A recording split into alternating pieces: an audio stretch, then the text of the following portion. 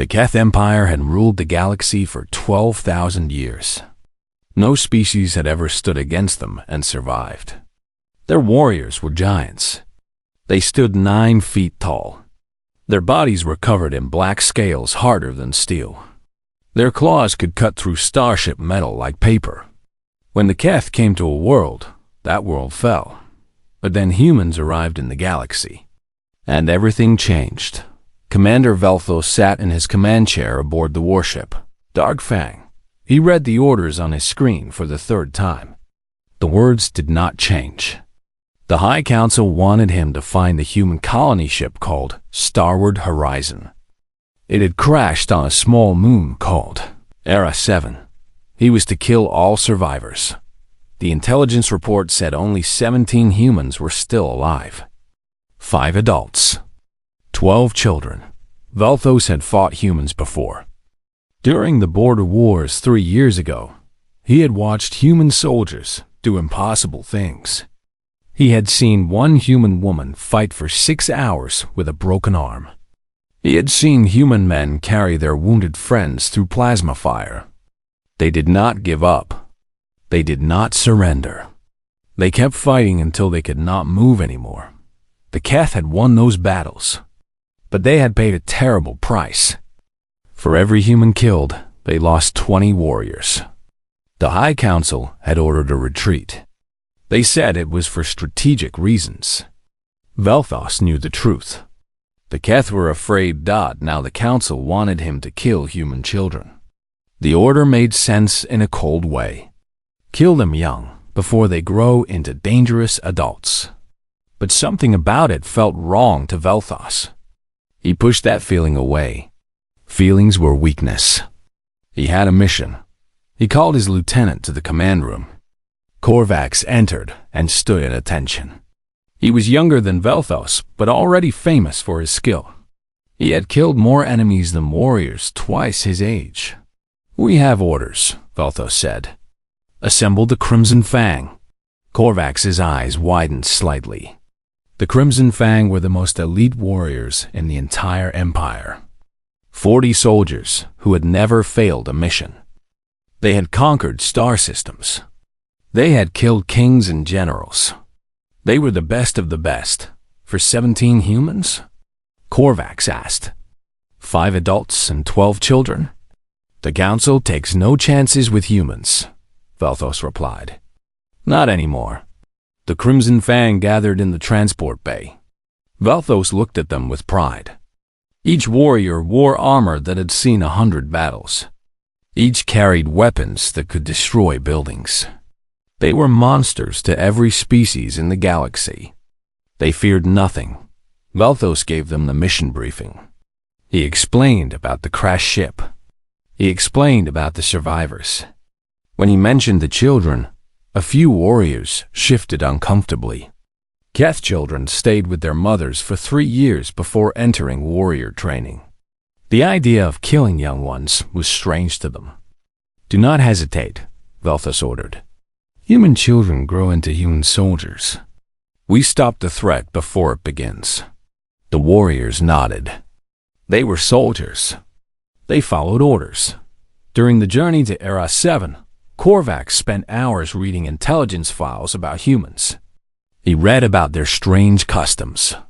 He read about their pack behavior. They formed bonds with everything. They kept animals as companions. They cried when strangers died. They laughed for no reason. They hugged each other just to feel close. One word appeared again and again in the files. The translators could not explain it properly. The word was play.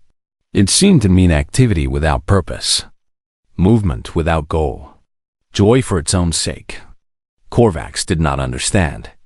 Why would anyone waste energy on something without purpose? He also read about human children specifically. They were small and weak. They could not fight. They could not run fast. They depended on adults for everything. And yet the report said they were dangerous too. Not because of their bodies, because of their minds, because of something called imagination. The transport landed on Era 7 in darkness. The moon was cold and covered in silver dust. There was no air. The Crimson Fang wore sealed armor as they marched toward the crashed ship. The starward horizon lay in a crater. Half the ship was buried in dust. The other half pointed at the sky like a broken finger. Velthos used his scanner to check for life signs. He found them in the cargo bay. 17 heat signatures. 5 large. 12 small. They are sleeping, he told his warriors through the communication system. The adults appear injured. Probably unconscious. Do we attack now? Korvax asked. Velthos considered. A surprise attack would be efficient. But the council wanted this done properly. They wanted to be certain. No survivors. No witnesses. We surround them, Velthos decided. We wait for dawn. When they wake, we end this quickly. No escape. No mistakes. The Crimson Fang moved into position. They entered the ship through broken hatches and cracked walls. They crept through dark corridors. They made no sound despite their massive size. They were predators surrounding prey. They reached the cargo bay and formed a perfect circle around the sleeping humans. 40 warriors. 40 sets of glowing amber eyes. 40 clawed hands gripping weapons. They stood like statues, waiting. Velthos looked at the small forms wrapped in emergency blankets.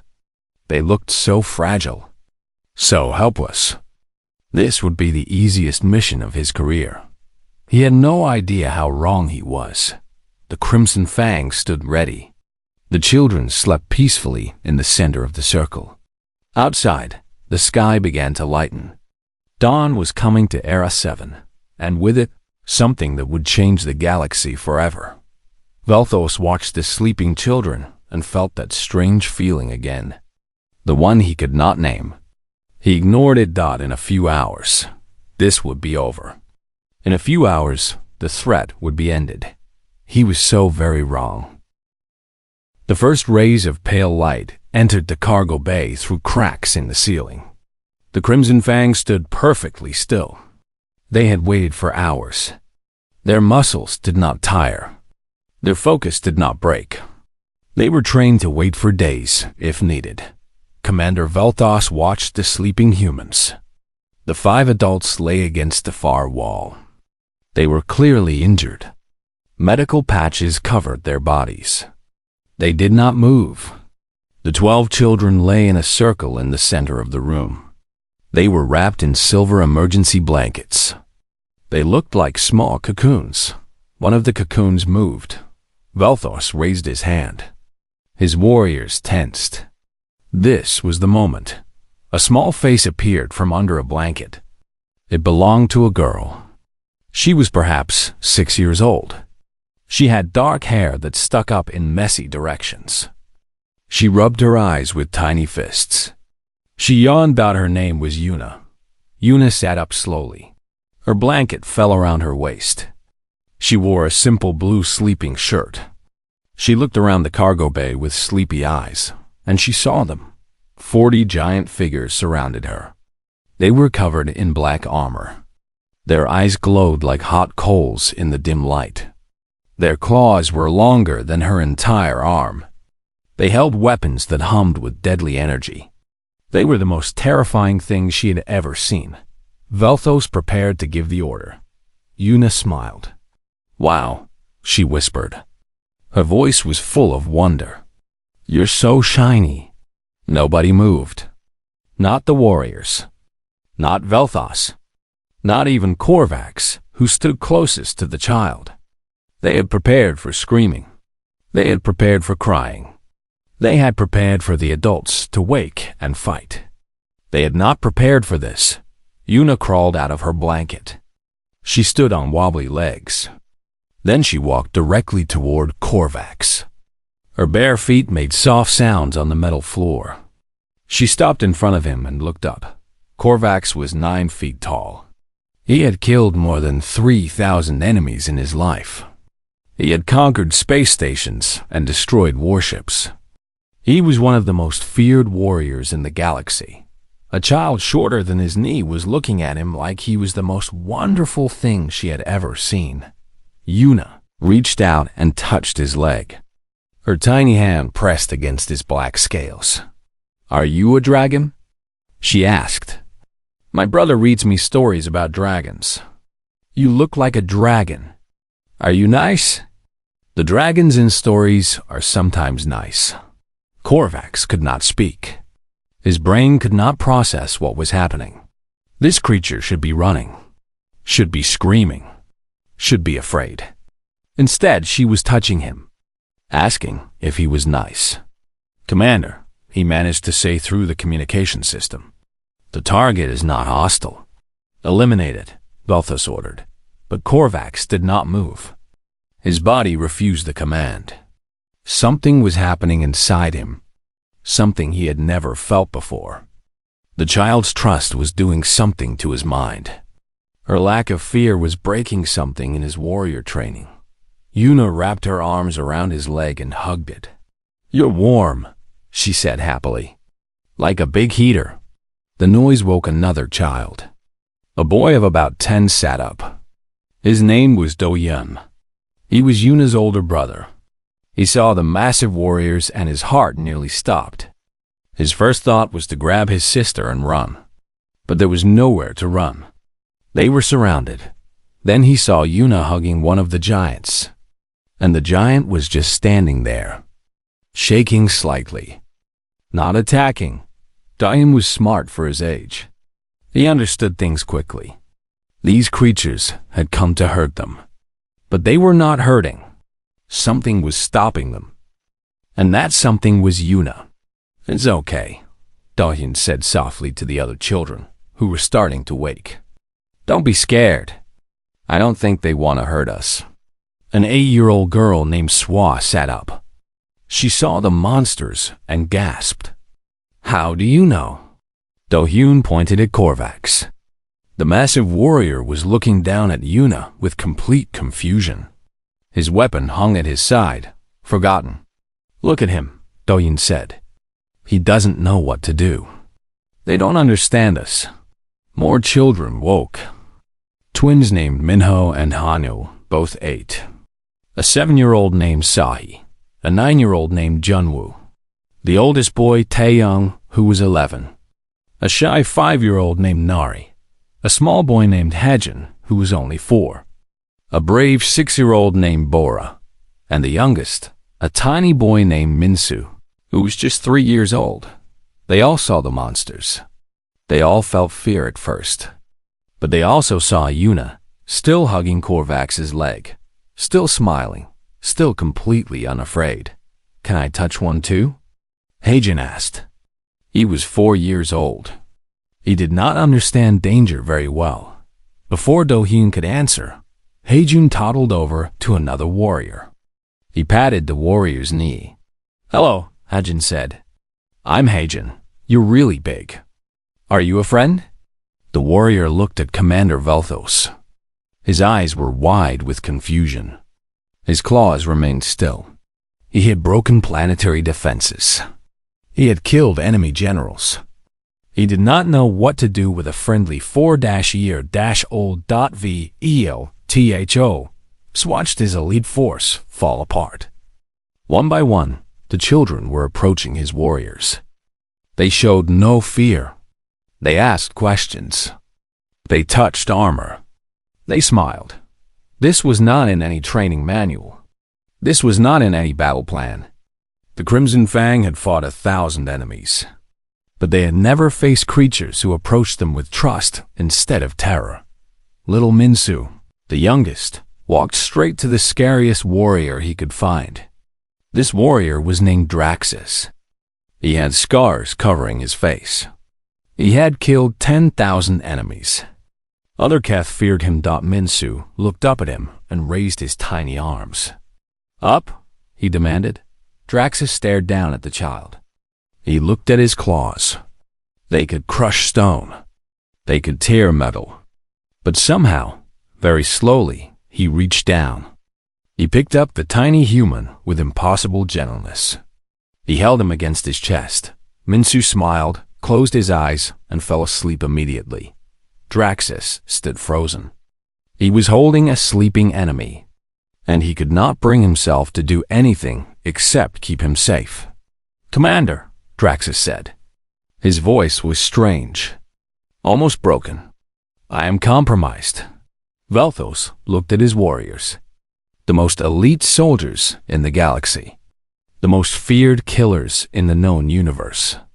They were being defeated by 12 small humans who only wanted to play, and he had no idea how to stop it. 3 hours passed. The cargo bay of the crashed starship had become something Commander Velthos could never have imagined.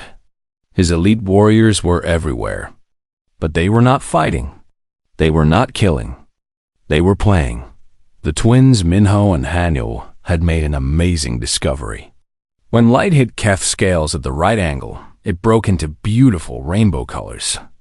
They had found emergency flashlights in the ship's supplies. Now, they were running around, pointing lights at different warriors and watching the colors dance on the walls. "Stand still!" Haniel ordered a massive warrior. She was 8 years old. He was 9 feet tall and had conquered star systems. "You're ruining the rainbow." The warrior's name was Sithas. He had written books about military tactics. He had trained hundreds of soldiers. He had never taken orders from a child before.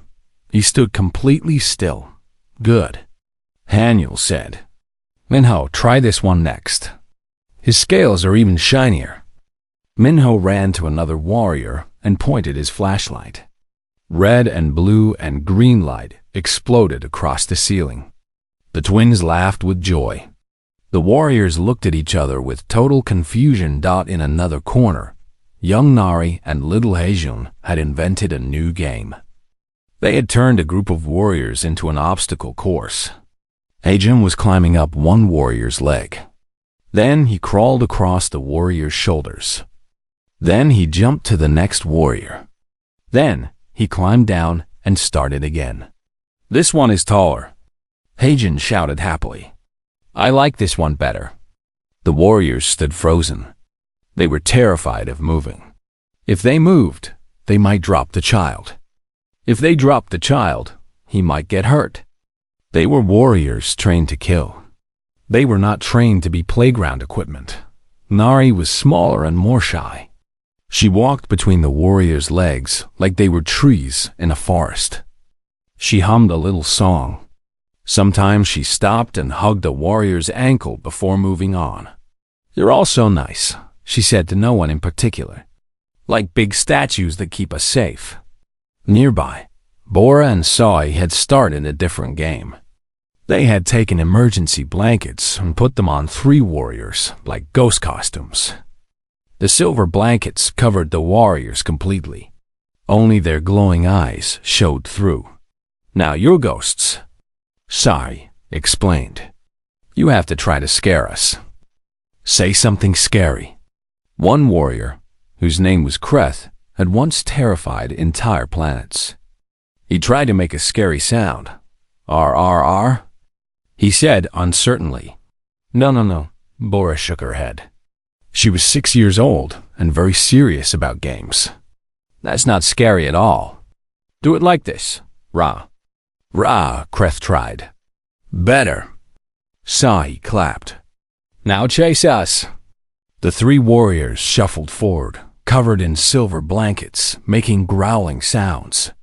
The girls screamed with happy terror and ran away laughing. Then they came back and asked to play again. Sua had found that Keth leg armor made wonderful drum sounds. She had convinced 5 warriors to kneel in a row. She sat on an emergency supply box in front of them and banged on their shin guards with her hands. The sound echoed through the cargo. "Bay, bum bum bum bam, bum bum bum bam." Swa was making up a song. She was 8 years old and loved music more than anything.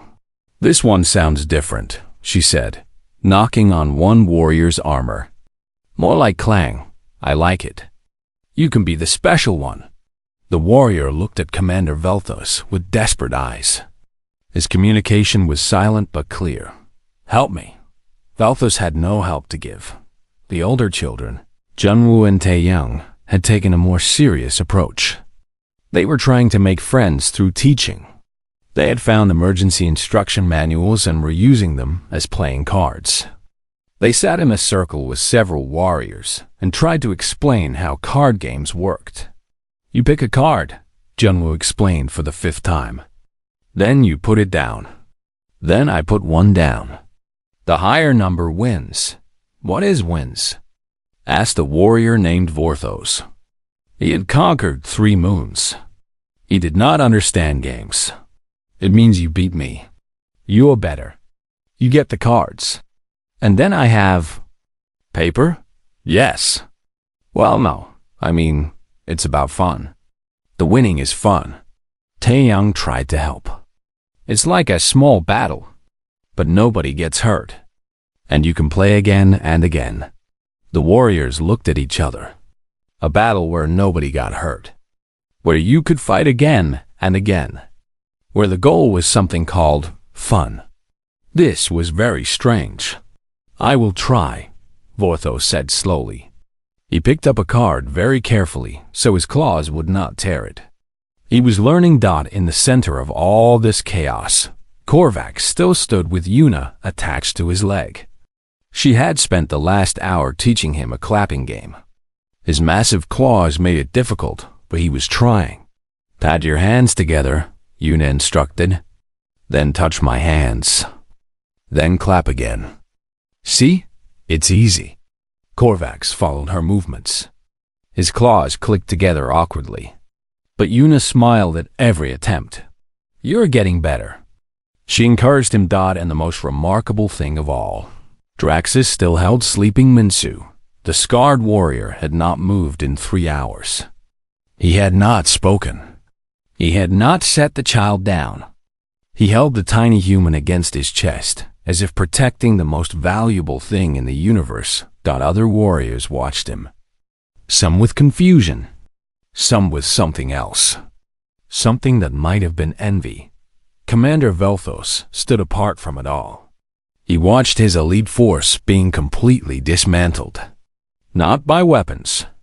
Not by strategy. Not by violence. By trust. By laughter.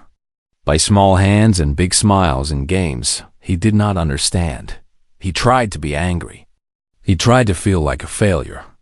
But watching Sahi teach a decorated warrior to say "Ra-ha" made something strange happen inside him. He might have smiled. Just a little. The mission was failing completely. And somehow, that did not feel as bad as it should. The first adult woke near the end of the 4th hour. Her name was Yoonji. She was a botanist who studied alien plants. She had been knocked unconscious when the ship crashed. Her head still hurt terribly. She opened her eyes slowly, expecting to see the dark cargo bay and her sleeping children. What she saw instead made her heart stop. Giant armored creatures stood everywhere. Their scales were black as night. Their eyes glowed like fire. They held weapons that hummed with power. They were the most terrifying things she had ever seen in her life. Then she saw her daughter Yuna sitting on the floor with one of them. Yuna was teaching the monster to make a friendship bracelet out of emergency cord. The monster was trying very hard. His huge claws kept making mistakes. But he was trying. And Yuna was patient. "Not like that," Yuna was saying. "Loop it under, then over. See? Try again." The monster tried again. He got it wrong again. But he did not stop. And Yuna did not give up on him. Yoonji sat up quickly. Fear shot through her body. She looked around for her other children. For the other adults. For any kind of help. She saw Do-hyun sitting in a circle with more monsters, playing some kind of card game. She saw Minho and Hanyul making rainbows with flashlights. She saw Swa using armor as drums. She saw Hajun climbing on monsters like they were trees. She saw Minsu sleeping peacefully against the chest of the scariest monster she had ever seen. and slowly, very slowly, her fear began to change into something else. "You haven't hurt them," she said. Her voice was rough from sleep and fear. She looked directly at the largest monster, who seemed to be the leader. Commander Velthos turned to face her. His amber eyes glowed. His claws were long enough to cut through steel. But his voice, when he spoke, was strange, almost uncertain. "No," he said. "We have not. Why?" Velthos was silent for a long moment. He looked at his warriors, at the children playing with them, at Draxus, who still held the sleeping toddler like he was the most precious thing in the galaxy. "I do not know," Velthos admitted. "It was not supposed to happen this way." More adults began to wake. Hyunwoo, a pilot, sat up and saw his son Do-hyun laughing with a circle of alien warriors. Sunho, a doctor, opened his eyes and immediately looked for injured children. He found none. The children were all healthy, all happy, all playing. The fifth adult, a woman named Jisoo, who was an engineer, woke last. She screamed when she saw the monsters. But then she saw the monsters wearing silver blanket ghost costumes. And she stopped screaming, because monsters in ghost costumes were hard to be afraid of. Yoonji stood carefully. Her legs were weak, but she walked toward Commander Velthos. She showed her empty hands. She meant no threat. "You came here to kill us," she said. It was not a question. She had been in space long enough to understand politics. Humans were new to the galaxy. Many species saw them as a threat. "Yes," Velthos said. He did not lie. "Those were our orders, but you can't. Not now." Yoonji looked at Yuna, who was still teaching Korvax to make bracelets. "Not after they played with you." Velthos felt something strange inside him, something he had no word for. The human woman understood.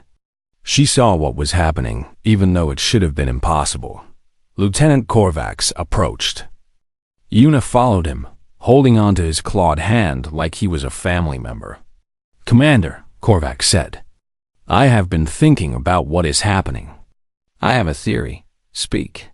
The intelligence files mentioned something called play. I did not understand it before. I thought it was pointless activity. Wasted energy. He looked down at Yuna, who smiled up at him. "I was wrong. It is not pointless. It is connection. It is trust without reason. Joy shared for its own sake." Sunho, the doctor, walked over to join the conversation. He moved slowly and carefully. He understood that these warriors could kill everyone in the room in seconds. But he also understood something else. Something was changing. "You are not the first species to underestimate human children," Sunho said gently. "Can I explain something to you?" Velthos nodded. He wanted to understand. He needed to understand. His entire mission had fallen apart, and he did not know why. Sunho smiled. "Humans conquered our own planet in a strange way. Not through violence, through friendship. Thousands of years ago, we made friends with wolves, dangerous predators that could have killed us. We fed them. We played with them. We made them family. They became dogs. They loved us and protected us." "You made allies of your enemies," Velthos said slowly. "We made family of strangers," Sunho corrected. "We did the same with cats, horses, birds. We even try to make friends with animals that could eat us. It is in our nature. We cannot help it. We see something scary, and our children try to hug it." Unji stepped forward. "Our children do not understand hate yet. They do not understand enemies. When they see new creatures, they feel curiosity, wonder. They want to play. They want to connect. That is a survival strategy," Velthos said.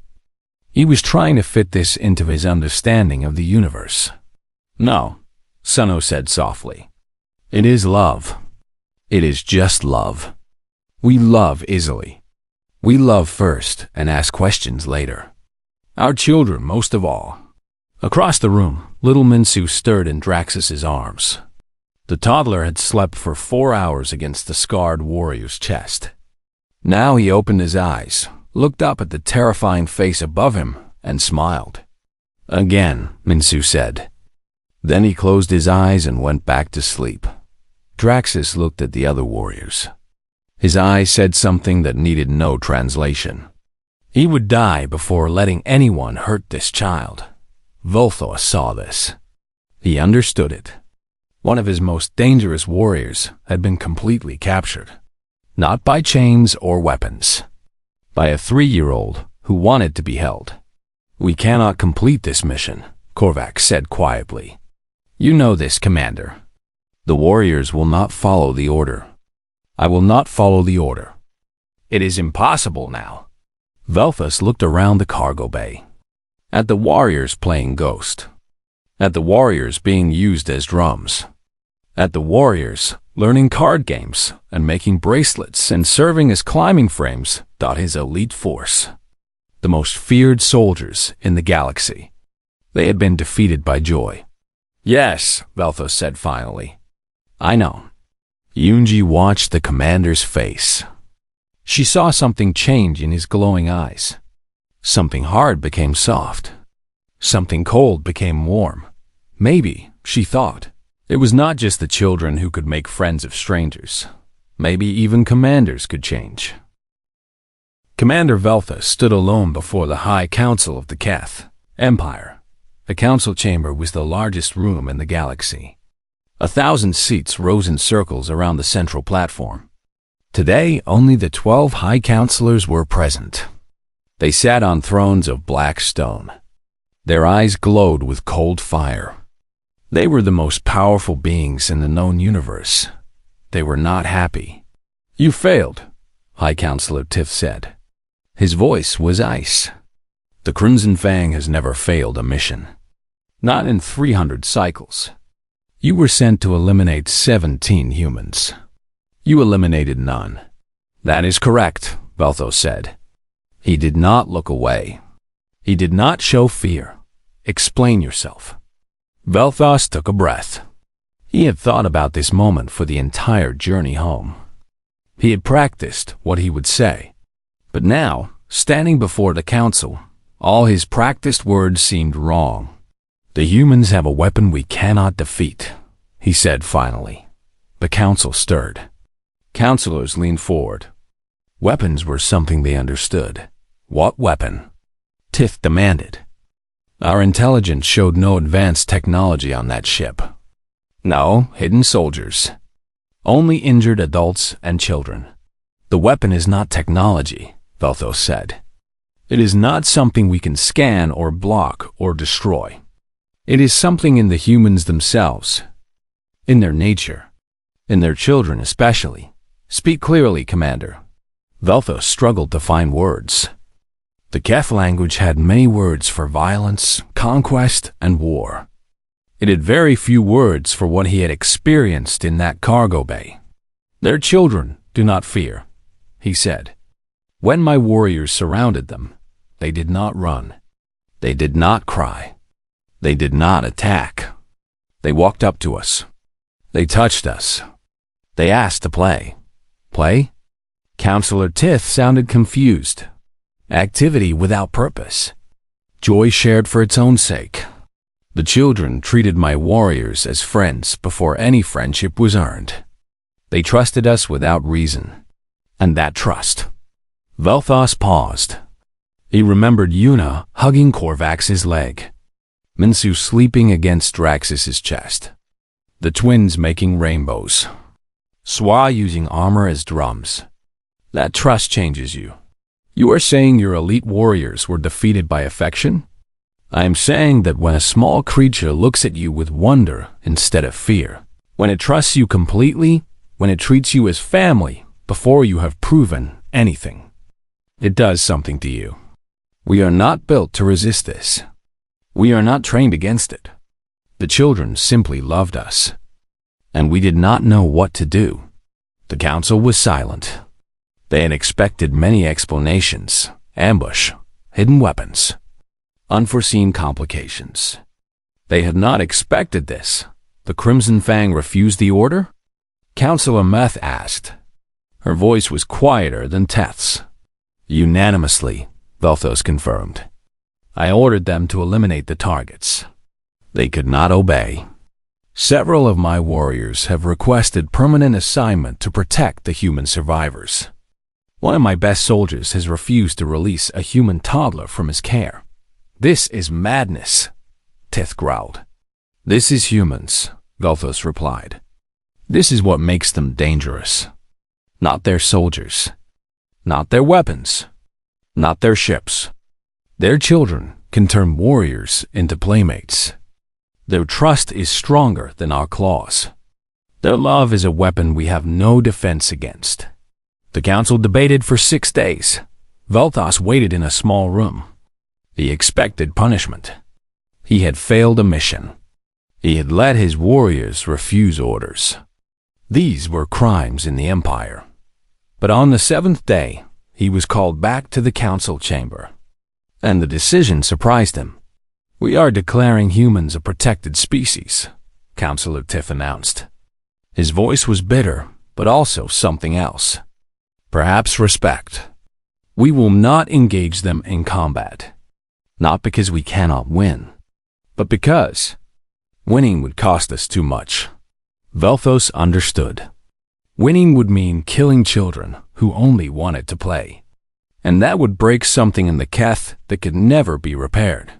We are establishing formal relations with Earth, Counselor Meth added. We will need ambassadors. Lieutenant Korvax has volunteered. We are told a human child named Yuna has already taught him to make bracelets? Yes, Counselor. Strange creatures, humans. Yes, Counselor. Very strange. 1 cycle later, Velthos returned to Era 7. He brought supplies, medicine, engineers to repair the ship, and a message of peace. The children ran to greet his transport.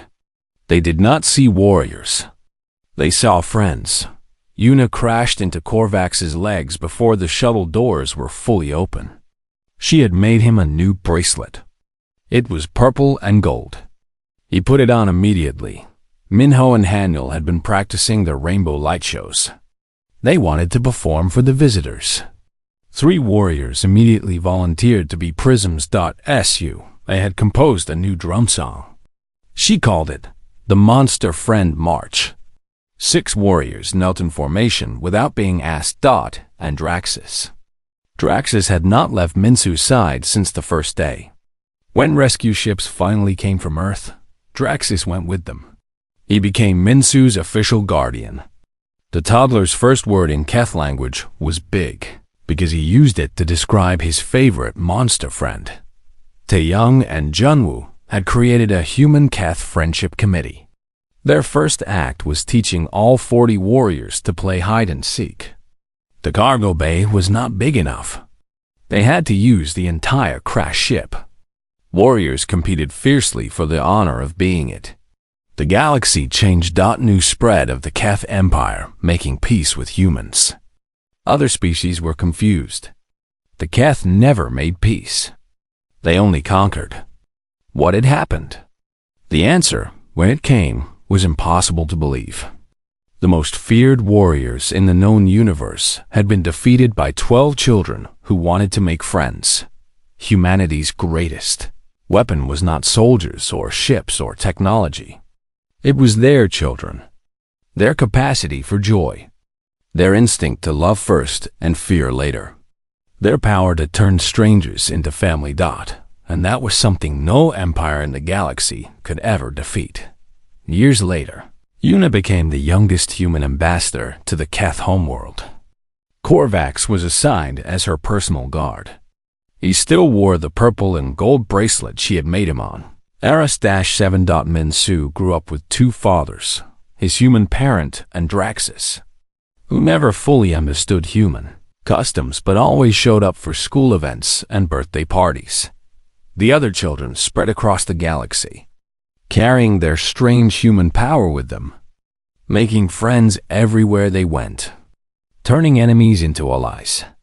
building bridges out of trust in games and shared laughter. The Crimson Fang remained elite warriors, but they were different now. Softer, gentler. They still protected the Empire, but they also played. They had learned something on Era 7 that their training had never taught them. Sometimes, the strongest thing you can do is put down your weapon and accept a hug. Sometimes, the greatest victory is choosing to play instead of fight. And sometimes, the smallest creatures have the biggest power. The power of love. The end.